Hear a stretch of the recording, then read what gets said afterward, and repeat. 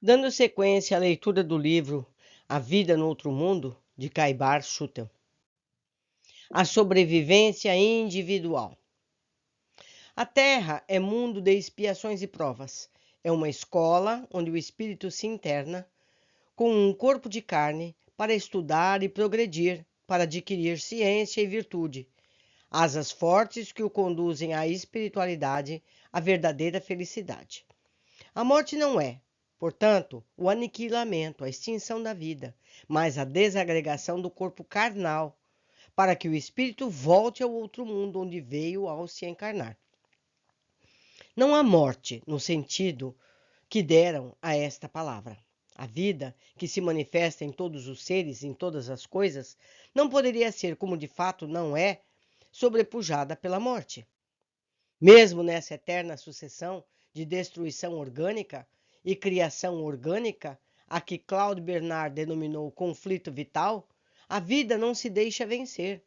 E, até os remanescentes da luta, que parecem destroços vencidos pela morte, apresentam todos os caracteres da vida em sua transformação evolutiva.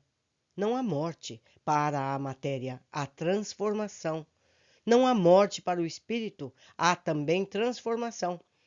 Mas este guarda a prerrogativa unitária, mantém a unidade da vida, transfigurando-se e despojando-se dos elementos de que não mais necessita no novo estado de vida ao qual passou.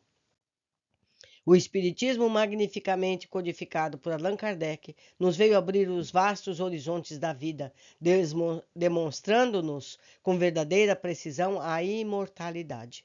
Os fatos verificados em todos os países e observados pela humanidade de todas as classes sociais, comparados com os fenômenos ocorridos em tempos idos e relatados na história de todos os povos, provam perfeitamente que a humanidade não termina no túmulo e que se veste, como disse Victor Hugo, é o crepúsculo de uma vida e também a aurora de outra.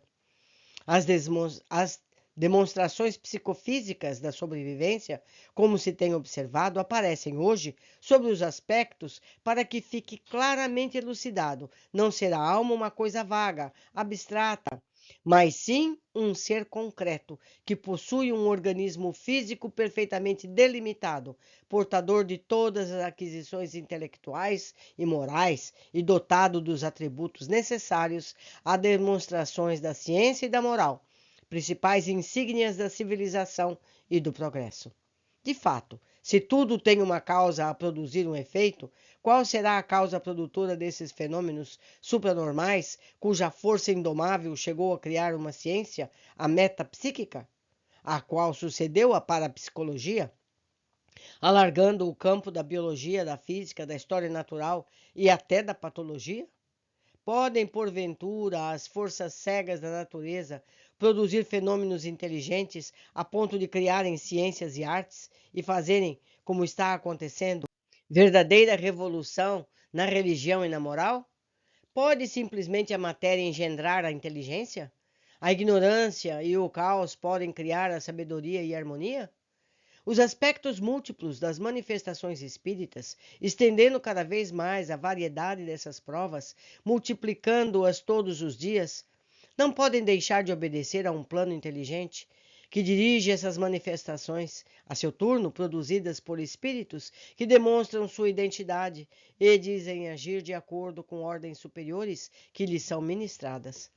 Nem se pode conceber por outra forma os fenômenos de transporte, levitação, materialização, voz direta, fotografia, demonstrações físicas objetivas oriundas de entidades psíquicas que dizem ter vivido na Terra com um corpo carnal, revelando-se como parentes, amigos, conhecidos dos assistentes e apresentando-lhes a sua ficha de identidade. Faço eu aqui agora um parênteses. Meus amigos, há crianças que dizem ter renascido, contam como era a sua vida anterior, dizem qual era o seu nome, onde viviam. Elas voltam ao local em que viveram, reconhecem as pessoas, Há casos em que pessoas que foram assassinadas identificam o seu assassino, dizem onde está escondida a arma do crime. Como explicar isso? Isso não seria uma prova redundante de que essa pessoa morreu e voltou, está ali como criança? Não é um caso, meus amigos, são centenas, são milhares, estão descritos em livros. Eu tenho aqui um livro escrito, lido, Crianças e Suas Vidas Passadas, e ele não foi escrito por espírita, foi escrito por uma mãe que fez essa situação, reveu essa situação com seu próprio filho e com dezenas de outras crianças. Não dá para negar, é impossível negar. Vamos continuar a leitura. Que outras provas podemos exigir da sobrevivência, da continuação da vida dos seres que nos são caros, senão essas que eles mesmos, a nossa revelia, se lembram de nos oferecer? Que outros testemunhos lhes podemos pedir, senão que falem, cantem, sorriam, como faziam quando estavam conosco, que usem o mesmo estilo, a mesma voz, o mesmo modo de agir, que finalmente lhes deem a conhecer, reproduzindo suas feições, que nos apareçam mostrando-se vivos como eram, como todos os contornos e delineamentos que se eram familiares? As manifestações espíritas transviadas do seu fim providencial, desnaturadas pelo espírito da fraude e do interesse, guerreadas pelo conservantismo sectário e retrógrado, não têm outro fim senão fazer-nos demonstrações psicofísicas da sobrevivência. Todos os fenômenos supranormais do psiquismo, os natureza anímica, natureza espírita, propriamente ditos, têm um único escopo: a demonstração da existência da alma e da sua sobrevivência à morte do corpo. Essas demonstrações psicofísicas ou psicointelectuais, como por exemplo a manifestação mediúnica e estranhas ao médium, a confecção de desenhos e pinturas cuja arte está muito acima da capacidade do executor, de mensagens e até livros cujo conteúdo é muito superior aos que poderia produzir o intelecto do escritor.